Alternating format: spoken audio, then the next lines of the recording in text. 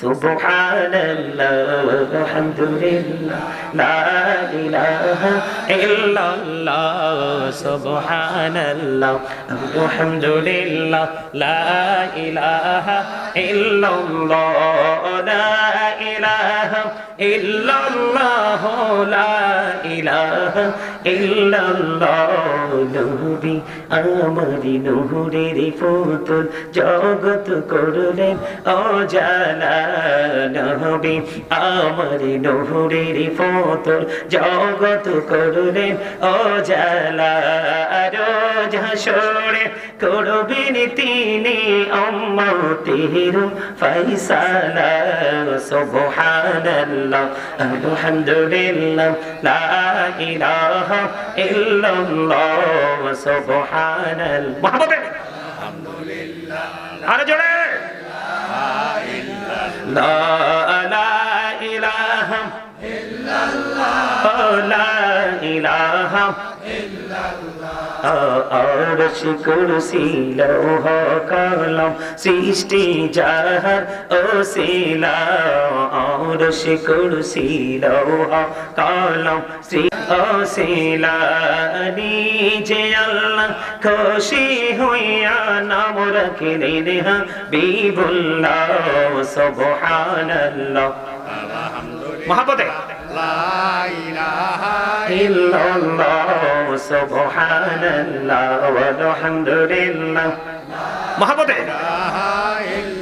লা ইলাহা ইল্লাল্লাহ লা ইলাহা ইল্লাল্লাহ নামের সাথে নাম মিশাইয়া যারে আল্লাহ পাঠাইলা নামের সাথে নাম মিশাইয়া যারে আল্লাহ পাঠাইলা যে আল্লাহ দোস্ত বলে তাহার প্রেমে মজিলা সুবহানাল্লাহ আলহামদুলিল্লাহ লা ইলাহা ইল্লাল্লাহ সুবহানাল্লাহ আলহামদুলিল্লাহ লা ইলাহা ইল্লাল্লাহ লা ইলাহা ইল্লাল্লাহ লা ইলাহা ও শাহাদাতের বাণী ছুটে আসিলেন কমলে ওয়ালা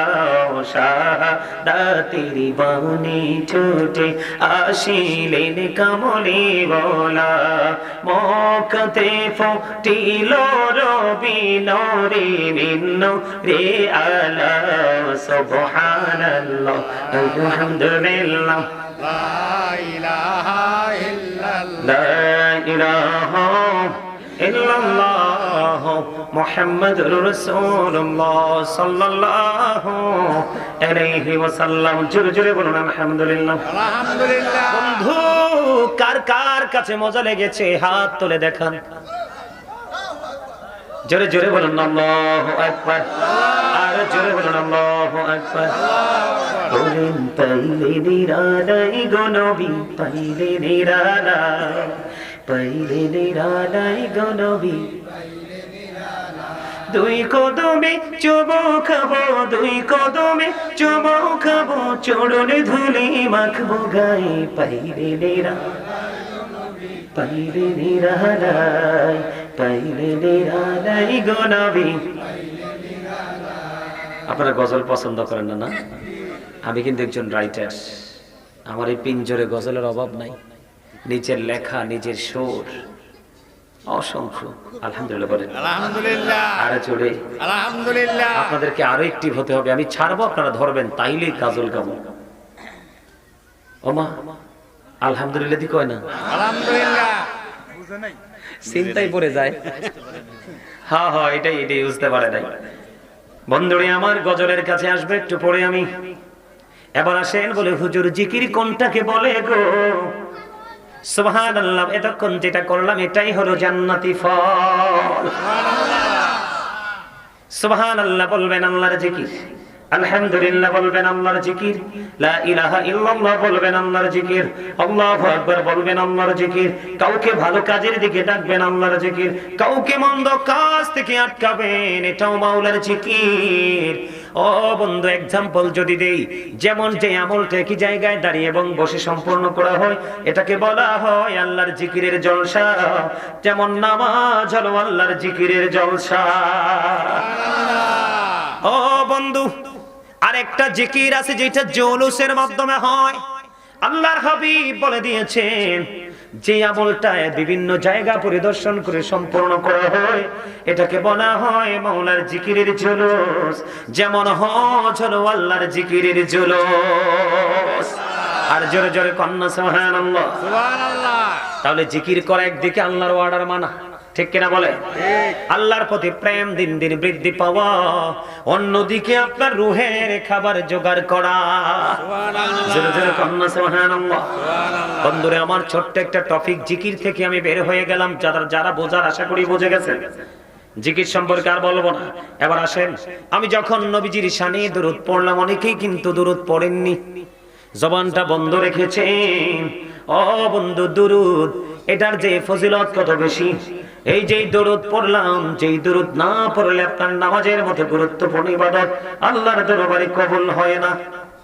আল্লাহু আকবার বলেন না? আর জোরে বলেন আল্লাহু আকবার। ঈমান আনার পরে সবচেয়ে বড় আমল হলো নামাজ, কারণ নামাজ হলো জান্নাতের চাবি, মুমিনের জন্য মেরাজ। ও বন্ধু নামাজ এমন একটা নিয়ামত, নামাজ পৃথিবীর মুমিনকে খারাপ কাজ থেকে কন্টিনিউ দূরে রাখে। এই গুরুত্বপূর্ণ তো পাওয়ারফুল নামাজ পর্যন্ত বন্ধু আল্লাহ পর্যন্ত পৌঁছাবে না নবীর প্রেমের দুরূদ যদি আপনি পড়তে না পারেন। নামাজের মতো গুরুত্বপূর্ণ ইবাদত কবুল হওয়ার ডকুমেন্টারি আপনি পাওয়ার দলিল হলো বন্ধু দুরূদ। সুবহানাল্লাহ বলেন না? আর জোরে সুবহানাল্লাহ। দুরূদের আরো ফজিলত রয়েছে। আপনার আমার জন্য যে জান্নাত আল্লাহ রাব্বুল আলামিন বানিয়ে রেখেছে, এই দরুদ হলো জান্নাতে যে আমরা যাব জান্নাতের মূল্য দেওয়া। আপনি যত দরুদ পড়বেন জান্নাতের মূল্য আদায় হয়ে যাবে। ও বন্ধু এই দরুদের ফজিলত তো বেশি। এই দরুদ পড়লে আপনি মরার আগে জান্নাত দেখে মৃত্যুবরণ করতে পারবেন। আর জোরে কন্যা সুবহানাল্লাহ, আর জোরে বলেন না সুবহানাল্লাহ। বন্ধুরে আমার এই দুরূদ যদি আপনি কন্টিনিউ পড়তে পারেন সকাল টু সন্ধ্যা দিবা রাত্রি বন্ধু, আপনার এই দুরূদ পৌঁছে রাতের ফুলটা 30,000 বছরের রাস্তা হবে। চুলের চাইতে চিকন হবে, হীরার চাইতে ধার হবে। উপর দিক দিকে আগুন, নিচের দিকে ঝুলন্ত, নিচের দিক দিয়ে আগুন উপরের দিকে উদিত। ওই ভয়ঙ্কর পৌঁছে রাতের ফুল পার হওয়ার জন্য দুরূদ গুরুত্বপূর্ণ ভূমিকা রাখে। আমি একটা একটা করে বলে বন্ধু ছোট্ট করে বলবো, তারপরে আমি আমার আলোচনায় যাব। বন্ধুরে আমার আমি আপনাদেরকে বলে দিতে চাই, আজকের দিন গেল কোন দিন? জুমা কিন্তু শেষ হয়ে গেছে। সূর্য অস্ত যাওয়ার সাথে সাথে কিন্তু জুমা শেষ হয়ে গেল। আপনারা জানেন না বন্ধুরে আমার, কেউ যদি মদিনার নবীর সাথে প্রেমের ডুরি লাগাইয়া প্রত্যেক জুমার দিনে মাত্র 80 বার দরুদ পড়তে পারে, তার 80 বছরের সগীরা গুনাহ আমার আল্লাহ মাফ করে দেয়। তাহলে যারা দরুদ পড়ে না তারা লাভে আছে না লসে আছে? এত বেশি লস যেটা শোধ করা সম্ভব হবে না এমন সময় বুঝতে পারবে, ঠিক কিনা বলেন? জবান দিয়ে। সম্মানিত উপস্থিতি, জিকিরটা হলো আরবি শব্দ, বাংলাতে এটাকে বলা হয় স্মরণ, ইংলিশে এটাকে বলা হয় রিমেম্বার। এই জিকিরের কথাটা আমি কেন বললাম জানেন? জিকির করা ফরজ। জিকির করা কি ফরজ? এটা একদিকে ফরজ, হাদিস শরীফের ভাষা এটা জান্নাতি ফল। আর সায়েন্টিফিক যারা সায়েন্টিস্টদের গবেষণায় এটাকে বলা হয় হার্টের মেডিসিন। সুবহানাল্লাহ সুবহানাল্লাহ বলেন না কেন? জিকির ইজ দ্য হার্ট মেডিসিন। আপনি যত বেশি জিকির করবেন তত বেশি হার্ট আপনার স্ট্রং থাকবে। আপনার হার্টটা যত স্ট্রং আপনার সুস্থতাও তত স্ট্রং, তাই না? এখন জিকিরটা কিভাবে করতে হবে? ফাযকুরুল্লাহা কিয়ামান, দাঁড়িয়ে জিকির করো, ওয়াকুউদান, বসে জিকির করো, ওয়ালা যুনুবিকুম, শুয়ে শুয়ে আল্লাহর জিকির করো। সুবহানাল্লাহ। আর জোরে সুবহানাল্লাহ।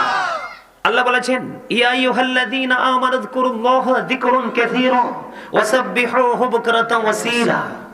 আল্লাহ বলেছেন ইমানদারগণ তোমরা বেশি বেশি করে জিকির করো, সকাল টু সন্ধ্যা আল্লাহর পবিত্রতা ঘোষণা করো। সুবহানাল্লাহ। বুকে হাত দিয়ে বলুন তো, জিকির করেননি সকাল টু সন্ধ্যা?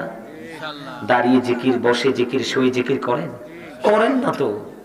আমি তো বাংলাদেশেরই মানুষ, আমি তো অন্য দেশ থেকে আসিনি। জিকির করেন না তো আপনারা? হ্যাঁ, একবারে যে সবাই করেন না এমনটিও নয়, তবে মুরব্বীরা করে। কারণ মুরব্বীদের অন্তর আল্লাহ রাসূলের প্রেমে ভরা। বর্তমান প্রজন্মের যুবক যুবতীদের অন্তর হিংসা, নোংরামি আর আত্মগরিমায় ভরা। মানতে পারলেন না? আমি কিন্তু রাইট আছি, আপনারা গবেষণা করে দেখবেন। হাইয়া আলাস সালাহ বললে যুবকরা ছোটে, মুরব্বীরা ছোটে, মসজিদের দিকে হাঁটতে পারে না। আর আপনার আমার আপন স্বজন ইয়াং মেনরা মোবাইল। নাউজুবিল্লাহ বলেন না? আর জোরে। এখনই আপনাকে আমাকে লাগাম টানতে হবে, অন্যথায় পৃথিবী বাংলাদেশকে বেশি দিন টিকিয়ে রাখা সম্ভব হবে না, হবে না, হবে না। I promise. আমি বললাম আপনাদের সাথে, আমার কথা কি বুঝতে পারছেন? জি। বন্ধুরে আমার, হৃদয়ের জানালা খুলে তোমরা সবাই শোনো। ও বন্ধু, এই গলিয়ার চোর পূর্ব পাড়ার আমার ভাই, আমার বাবারা, মা, আমার বোনেরা, বিশেষ করে যুবক বন্ধুদেরকে ডেকে ডেকে বলছি, হৃদয়ের জানালা খুলে দাও, দোকান ছেড়ে দাও। কারণ আল্লাহর সবচেয়ে প্রিয় জায়গা হলো জান্নাতের বাগান, মসজিদ। আল্লাহর দৃষ্টিতে সবচেয়ে নোংরা জায়গা হলো হাট বাজার। জোরে জোরে কন্যা নাউজুবিল্লাহ, আর জোরে বলুন না নাউজুবিল্লাহ। বন্ধু, আমি যখন জিকির শুরু করেছি, তোমরা অনেকেই জবান বন্ধ রেখেছ। জিকির তোমরা জিকির করলে লাভটা কি, আমি একটুখানি আলোচনা করব, ছোট্ট একটা টপিক। বন্ধুরি আমার, কেউ যদি জিকির করতে করতে আল্লাহর দিকে 1 বিঘা পরিমাণ এগিয়ে যায়, আল্লাহ বলেছে, হাবিব আপনি জানিয়ে দেন আমি আমার বান্দার দিকে 1 গজ পরিমাণ এগিয়ে আসি। হাবিব আপনি বলে দেন, কেউ যদি জিকির করতে করতে আমি মাওলার দিকে 1 হাত পরিমাণ এগিয়ে যায়, আমি তার দিকে 2 হাত পরিমাণ এগিয়ে যাই। হাবিব বন্ধু আপনি বলে দেন, কেউ যদি আমার আল্লাহর দিকে জিকির করতে করতে হেঁটে হেঁটে আসে, আমি তার দিকে দৌড়ে চলে আসি। তার মানে হলো, মানুষ সারা জীবন আল্লাহকে খুঁজলেও দেখা পাবে না, আল্লাহ যদি নিজে বান্দাকে ধরা না দেয়। ঠিক কিনা বলে? বন্ধুরে আমার, আপনি যখন বেশি বেশি করে জিকির করবেন, তখন আপনার খুব কাছাকাছি চলে আসবে আল্লাহ রাব্বুল আলামিন। আমি আপনাদেরকে আধ্যাত্মিক একটা কথা বলবো, আপনারা আমার দিকে তাকান। ধরেন আপনারা সবাই এখানে জিকির করছেন, কি করছেন? আপনি যদি এখান থেকে আপনাকে যদি একজন প্রশ্ন করে, হুজুর, ভাই অথবা বন্ধু, আপন স্বজন শুভাকাঙ্ক্ষী কেউ যদি আপনাকে প্রশ্ন করে, তুমি তো তোমার মালিকের গোলামি করো, তুমি এখন বলো তো তোমার আল্লাহ কি করে? এখন যদি আপনাকে প্রশ্ন করে, ও বন্ধু, উত্তর হবে কি? আপনার উত্তর হবে স্ট্রংলি, একদম কনফিডেন্সলি, আত্মবিশ্বাসের সাথে বলে দিবেন, আমি এখন বলতে পারবো আমার মালিক এখন আমার জিকির করে। এটা আমার কথা নয় বন্ধু, হাদিস শরীফ প্রমাণ করেছে। আপনার আমার প্রাণের নবী সরকারে মদিনা, ইমামুল মুরসালিন, রাহমাতুল লিল আলামিন, যাকে বলা হয় সিরাজুম মুনীরা, উজ্জ্বল প্রদীপ, নূরুম মুবিন, সুস্পষ্ট আলো। আমার আপনার প্রাণের নবী জানিয়ে দিয়েছেন, যখন কোন বান্দা পৃথিবীর নরমাল জলসায় বসে বসে আল্লাহর জিকির করে রে, আল্লাহ রাব্বুল আলামিন তার চাইতে উত্তম জলসায় আল্লাহর ওই প্রিয় বান্দার জিকির করতে থাকে। জোরে জোরে বলুন না সুবহানাল্লাহ। সবচেয়ে বড় মজার ব্যাপার হলো বন্ধু, প্রত্যেকটা জিনিসকে ক্লিয়ার করার একটা যন্ত্র আছে, আছে না নাই?